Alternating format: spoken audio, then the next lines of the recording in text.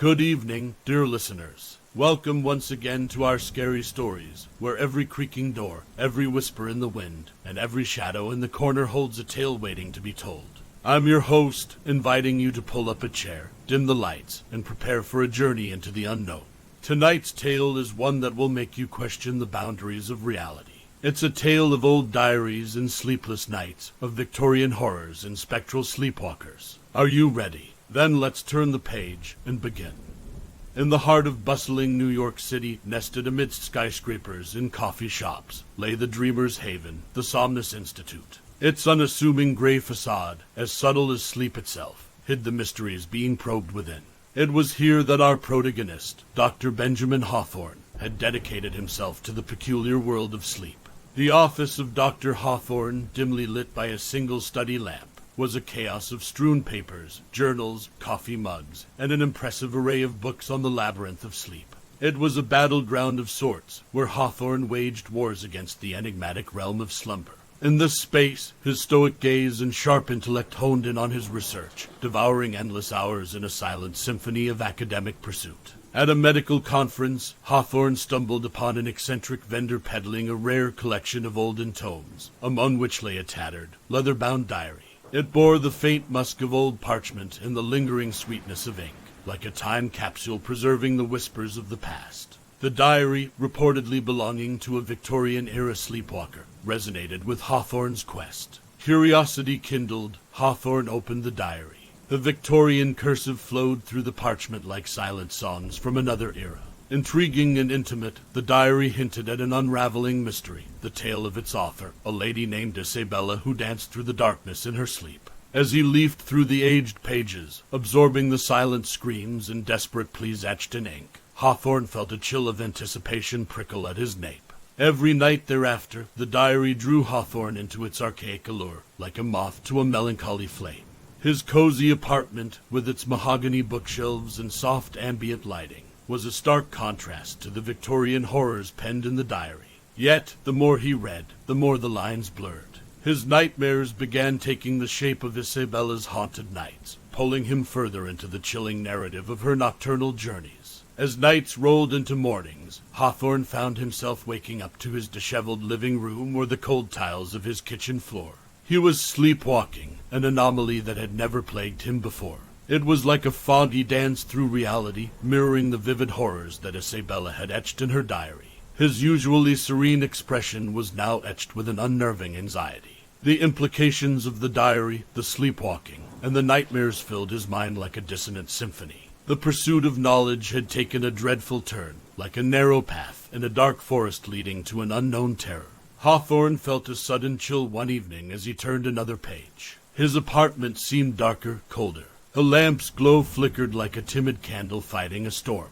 His heart throbbed against his chest as if echoing the chilling fear inscribed in the diary. And with a deep breath, he submerged again into Isabella's world, the first step towards an unthinkable nightmare. Each word he read, each terror he lived through Isabella's account, was another stitch binding him to her world, another step down a path with an uncertain end. All the while, the modern world continued outside his apartment, oblivious of the eerie dance between past and present unfurling within its heart. By the time the moon graced the sky with its silvery gleam, Hawthorne was no longer merely a reader. He had become a participant in Isabella's spectral waltz, caught in a timeless ballet of terror, wonder, and sleep. Little did he know that his world was about to twist into something more terrifying than any nightmare he had yet encountered. The diary was as haunting as it was compelling. Each entry was a cryptic melody of nocturnal terror and tragic beauty, a personal confession penned by Isabella's trembling hand. Even under the soft golden glow of the lamp in his study, the diary felt like a window into the chilling gloom of Victorian-era nightmares. It bore an eerie, silent testimony to a life lived in fearful sleepwalking and waking dread. Every night, as the city's bustle faded into a hushed lullaby, Benjamin Hawthorne would lose himself in the labyrinth of Isabella's thoughts. His hand would trace over the inked words, almost as if caressing the long-faded tremors of her terror. Isabella's existence was painted in hues of terror, each stroke more potent than the last, resonating with an uncanny sense of reality that both fascinated and chilled Hawthorne. Isabella was an aristocrat by day, a creature of elegance and grace. Yet as the sun bid adieu and darkness crept in, she was held hostage by an insidious power that enslaved her to the night's whims. The pages of the diary breathed life into her moonlit rambles, her unwitting terrors, and her pleas for salvation. In one entry, Isabella recounted a particularly terrifying episode. She had found herself in a petrifying, twisted version of her home, her surroundings both familiar and grotesquely foreign. The terror she felt was as raw as a newly inflicted wound, the fear seeping from the pages into Hawthorne's soul. As he read, the quiet of his apartment was filled with the echoes of Isabella's silent screams, each word adding another haunting note to the symphony of her horror. Even as he curled up on his couch, surrounded by modern comfort, he could almost hear the rustle of her Victorian gown, smell the aged ink of her desperate confessions, and feel the chill that her terror left behind. With every moonlit horror that Isabella penned, Hawthorne's own sleep grew restless. His dreams, once a sanctuary, were now haunted by the same places and terrors that plagued Isabella. Each time he closed his eyes, he found himself wandering through the twisted corridors of her nightmares. The once familiar surroundings of his apartment began to imbue a sense of trepidation. The benign creaks of the old hardwood floor, the whisper of the wind against his window pane, even the gentle tick-tock of the wall clock now felt like an ominous soundtrack accompanying the unsettling narrative of the diary. Slowly but surely, the weight of Isabella's horrors began to seep into Hawthorne's life, bending his reality into a grotesque mirror of the Victorian lady's torment. The lines between the world within the diary and his reality were blurring, and the diary, once a mere object of intrigue, was now a sinister guide leading him into the labyrinth of sleepwalking terror. As he closed the diary one night, the profound silence in his apartment was shattered by the jarring sound of his own labored breath. He glanced at his reflection in the window pane, his face ghostly pale under the moonlight. He saw fear, a mirror to Isabella's terror, staring back at him. And yet, as unsettling as this realization was, he knew that he was inescapably drawn to decipher the nightmare that the diary held. Little did he know that his quest was about to take an even darker turn. The city was still asleep when Benjamin Hawthorne awoke, sprawled on the cold parquet floor of his study, his heart echoing the frantic rhythm of a desperate plea for sanity. Disoriented, he sat up, his gaze falling on the diary resting innocently on the coffee table, its secrets hidden behind the veil of its weathered cover. A chill ran through him as he realized the gravity of his situation. He had been sleepwalking. His mind, trapped in the diary's chilling narrative, was now manifesting Isabella's sleep-induced horror into his reality. As days slipped into nights, his sleep was far from the peaceful oblivion it once was. Each night, he would succumb to a restless slumber, waking up in bizarre corners of his apartment, once in the cool confines of his pantry, once curled up in the barren fireplace, and once, alarmingly, on the narrow ledge of his balcony. In his waking hours, Hawthorne's apartment bore the familiar comfort of his everyday life. Yet, as the veil of sleep descended, it transformed into a terrifying playground of his subconscious. The rooms he knew so well morphed into labyrinthine corridors. The shadows, once benign, now harbored unseen horrors. His reality was fraying, threads of the present unwinding to weave into a tapestry of Isabella's past. His dreams, too, were no longer his own. Instead, they were vivid recreations of the horrors described in Isabella's diary, as if he was living through her fears. Every closed door in his dreams concealed a lurking terror. Every mirror reflected a nightmare. His once peaceful nights were now fraught with terror, every creak a phantom's footstep, every gust of wind a specter's whisper. One night, as Hawthorne was led by his somnambulist self, he found himself standing in front of a floor-length mirror in the hallway, his wide-eyed reflection staring back at him. The chilling stillness was broken by a horrifying vision, his reflection distorted into Isabella's image, her terrified eyes pleading for release. Shaken, he woke up on the cold marble floor, the memory of the encounter sending shivers down his spine.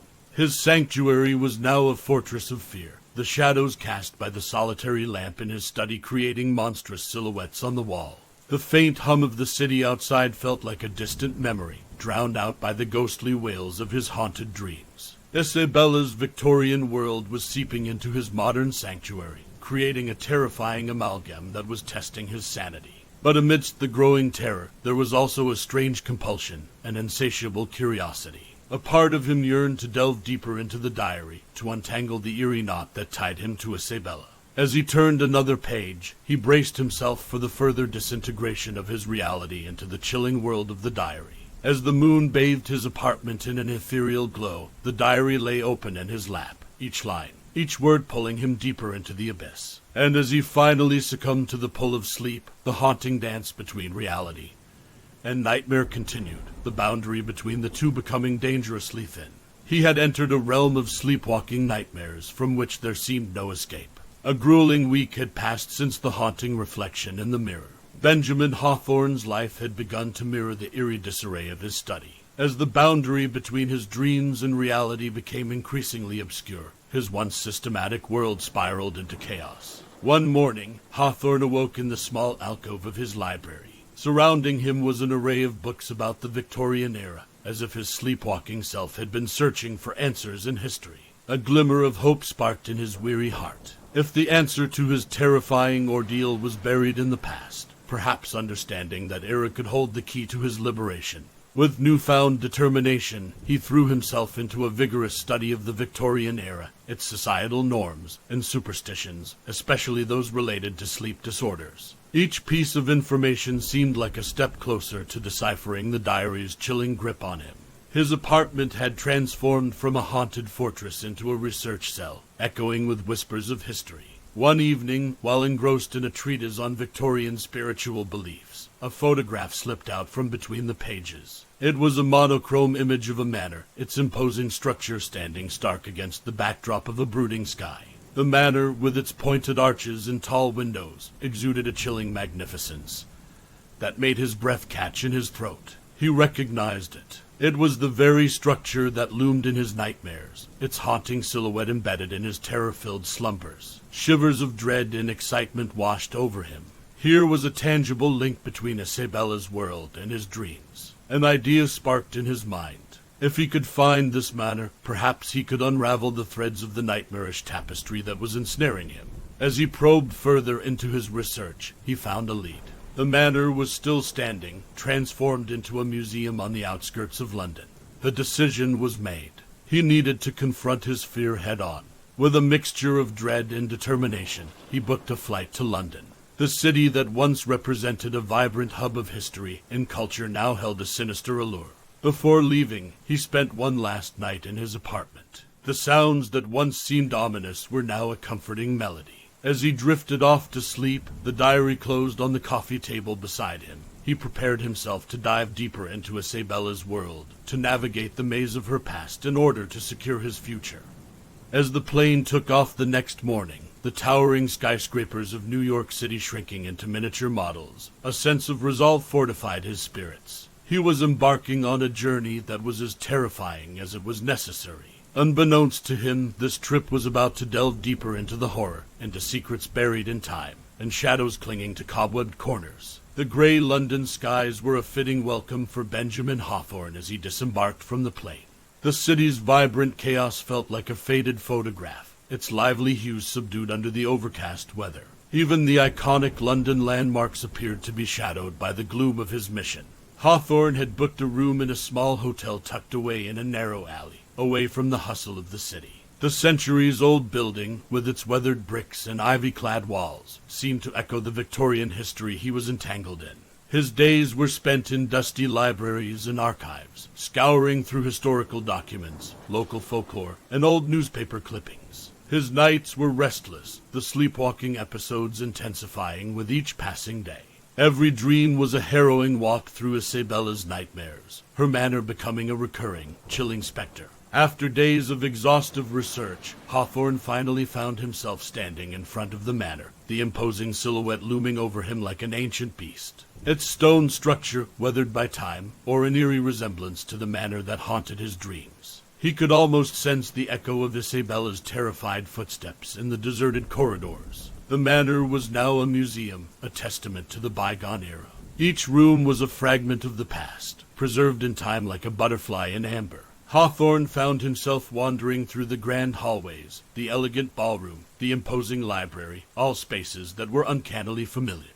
It was as though he had walked these corridors before, not in his lifetime, but in his terrifying dreams. In the heart of the manor, he discovered a room preserved as it would have been in the Victorian era. The sight of it felt like a punch to his gut. It was Isabella's room. The diary entries had painted such a vivid picture of her chamber that he recognized it instantly. The four-poster bed, the vanity table with the ornate mirror, the desk in the corner where she would have written her entries. It was all real. The room smelled faintly of lavender, her favorite fragrance, as if her spirit was still clinging to her sanctuary. Hawthorne spent hours in Isabella's room, his eyes absorbing every detail, his mind tangled in the eerie familiarity. He found himself pulled towards her writing desk. A quill lay there next to an inkpot, as if waiting for Isabella to continue her entries. He could almost hear the scratch of the quill against paper, the echo of her words filling the room.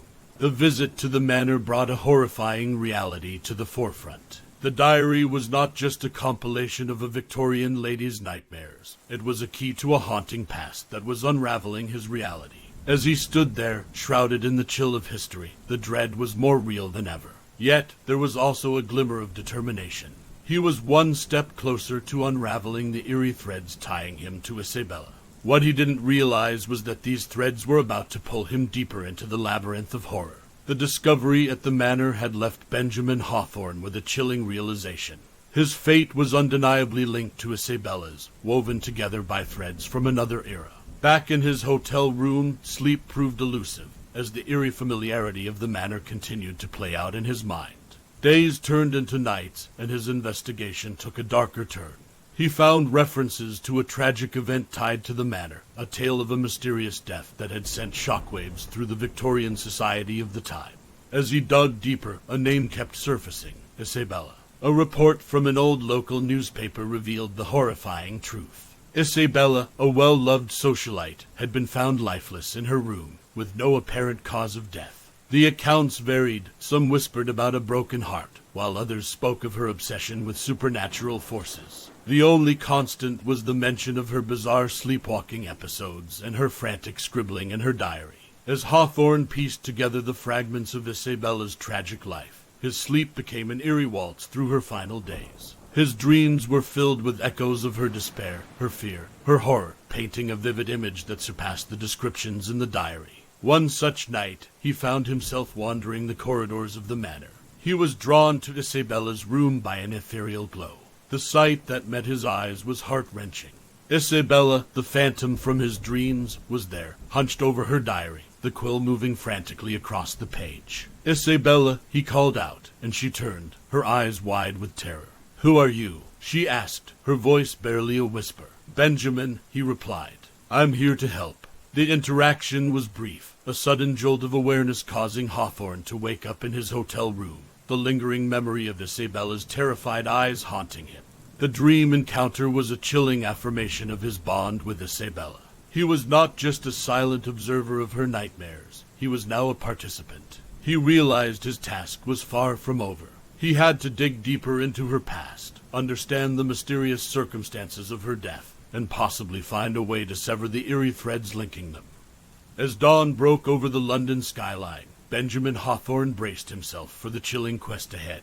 He was ready to confront the shadows of the past, unaware of the terrifying twists that awaited him. With the haunting interaction with Isabella in his dream, Benjamin Hawthorne realized that the nature of his quest had fundamentally changed. No longer was he simply an investigator of the past. He had become an active participant in a story that was unfolding across time itself. In his research, Hawthorne found references to a spiritualist who had been known in Victorian times for her uncanny ability to commune with the departed.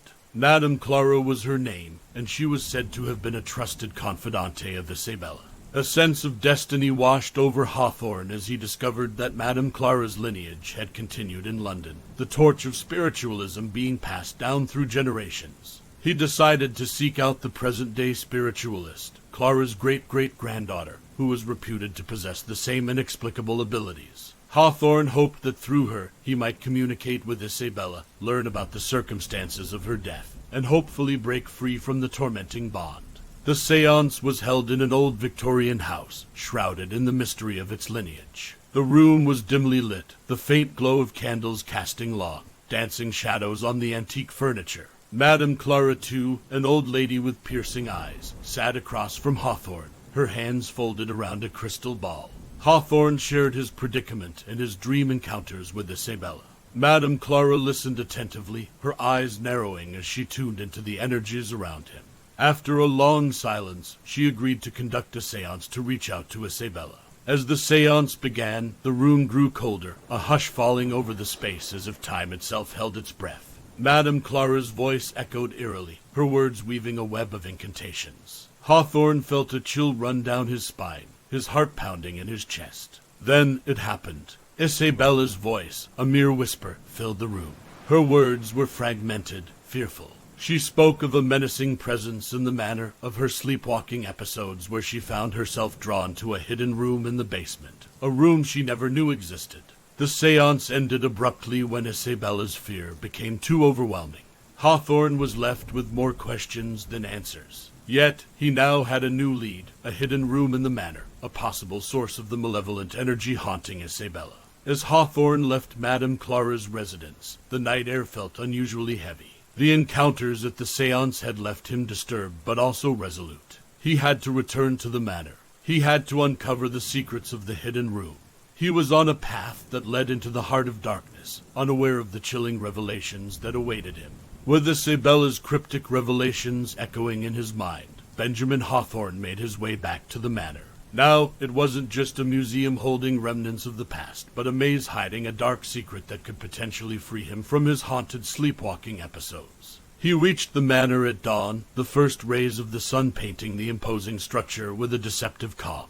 The manor's caretaker, Mr. Jenkins, an elderly man acquainted with the history of the manor, agreed to accompany Hawthorne. They descended into the basement, their path lit by the wavering light of a single lantern. The basement was a labyrinth of dusty rooms, filled with discarded furniture and relics of the past. As Hawthorne ventured deeper, a sense of dread wrapped around him, amplified by the echoing stillness. His dreams had provided him with a clear map. He found himself instinctively navigating through the musty corridors, his feet moving with a certainty that startled Mr. Jenkins. Finally, they stood before a solid wooden door, covered in cobwebs and dust. Its presence was unassuming, yet Hawthorne could feel a cold, malevolent energy seeping from its ancient woodwork. With a creak that echoed in the silence, the door opened. They stepped inside a room untouched by time, where the air was thick with an oppressive stillness. Hawthorne's eyes darted around, taking in the scene. An altar, ancient symbols etched into the walls, and a cryptic circle drawn on the floor. The room was evidently used for occult practices, a fact confirmed by Mr. Jenkins's horrified whisper. Isabella's father, he shared, had dabbled in dark arts, seeking eternal life. However, no one knew of this room or the horrors it concealed. The revelation sent a chill through Hawthorne. He could imagine Isabella, driven by her sleepwalking, being drawn into this den of darkness, a victim of her father's twisted experiments. The discovery was horrifying, yet it provided a direction. He needed to understand the rituals conducted here, the symbols etched into the room's walls. Only then could he hope to break free from his terrifying sleepwalking experiences and help Isabella's restless spirit find peace. As he ascended the stairs from the basement, leaving the ominous room behind, Hawthorne felt a heavy sense of foreboding. He had penetrated deeper into the heart of darkness, and the shadows that lurked there were aware of him. But there was no turning back. He had to see this through, no matter what horrors awaited him in the chapters to come.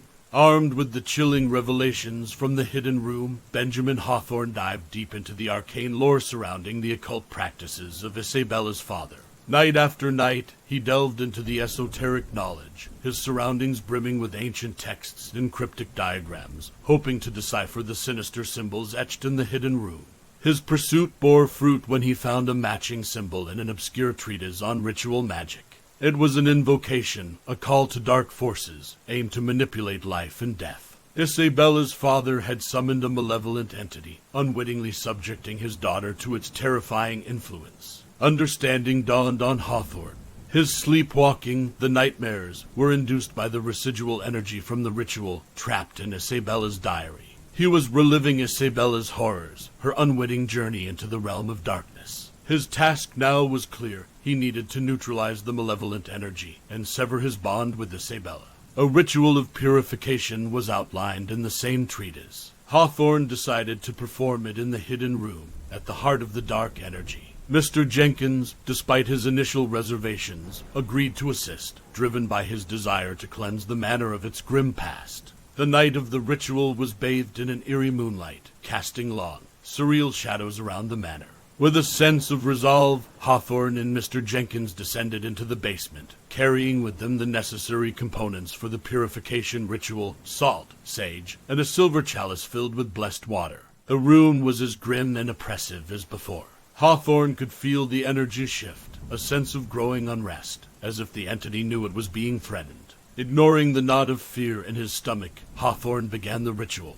The air thickened as he started reciting the incantations, his voice echoing in the silent room.